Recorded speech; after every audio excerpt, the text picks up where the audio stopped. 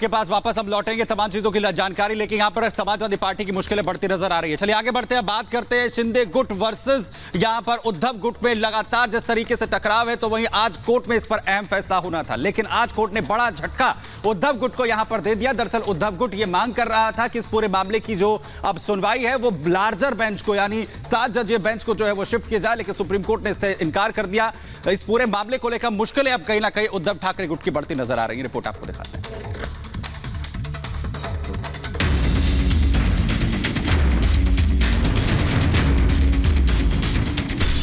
Supreme court से उद्धव गुट को झटका।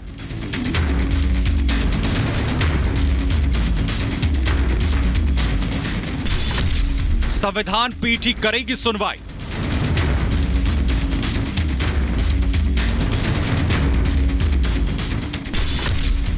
बड़ी बेंच का अभी भी इंतजार।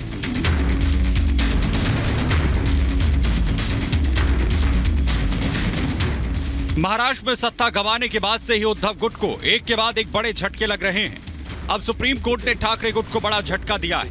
ऐसी की संविधान पीठ ने केस फिलहाल बड़ी बेंच को भेजने से इनकार कर दिया है, यानी 5 जजों की पीठ ही शिवसेना विवाद की सुनवाई करेगी।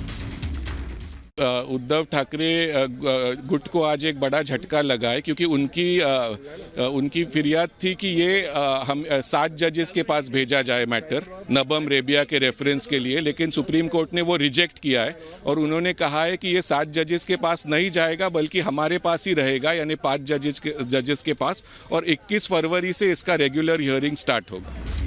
मेरिट के आधार पर पूरे केस की सुनवाई होगी, लेकिन नबाम रेबिया केस के फैसले की समीक्षा नहीं होगी। कोर्ट ने कहा कि मुख्य मामले की सुनवाई के दौरान दोनों पक्ष इस मुद्दे पर दलील दे सकते हैं। सुनवाई के लिए 21 फरवरी की तारीख तय की गई है। जो फैसला ये न्याय प्रविष्ट है, ये इसके ऊपर हमारी यही मांग है, यही अपेक्षा है कि ये फैसला मेरिट पे हो जाए। लोकशाही में मेजॉरिटी को बहुत ही महत्व है। लोकशाही में इस देश में कॉन्स्टिट्यूशन है, रूल्स है, कानून है, सब कुछ है। इसके आधार पर हमारा सरकार स्थापित हुआ है।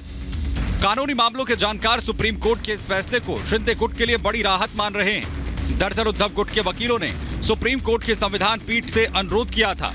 उन्होंने कहा था कि केस 7 जजों की बड़ी बेंच को भेजा जाए। इसके पीछे उन्होंने नबाम रेबिया केस के फैसले पर पुनर्विचार की दलील दी। उद्धव गुट के वकीलों ने कहा था कि स्पीकर का निष्कासन नोटिस शरारत थी, इसका मकसद प्रक्रिया को पंगु बनाना था। सिब्बल ने नबाम रेबिया के फैसले को लेकर तर्क दिए, सरकार गिराने के लिए संवैधानिक प्रावधानों के दुरुपयोग की दलील दी। उद्धव गुट की दलीलों के विरोध में शिंदे गुट ने अपना पक्ष रखा। शिंदे गुट के वकीलों ने कहा कि स्पीकर को हटाने की याचिका लंबित थी, उन्हें विधायकों की अयोग्यता पर फैसले की अनुमति नहीं दी जा सकती। यह प्राकृतिक न्याय के सिद्धांत का उल्लंघन होगा। स्पीकर सदस्य को निष्कासित कर समीकरण बदल सकते हैं, अपने खिलाफ प्रस्ताव की हार तय कर सकते हैं। दोनों पक्षों को सुनने के बाद सुप्रीम कोर्ट की संविधान पीठ ने केस 7 जजों की बड़ी बेंच को भेजने से इनकार कर दिया है। मतलब साफ है कि मुख्य विवाद की सुनवाई अब नियमित तौर पर संविधान पीठ ही करेगी।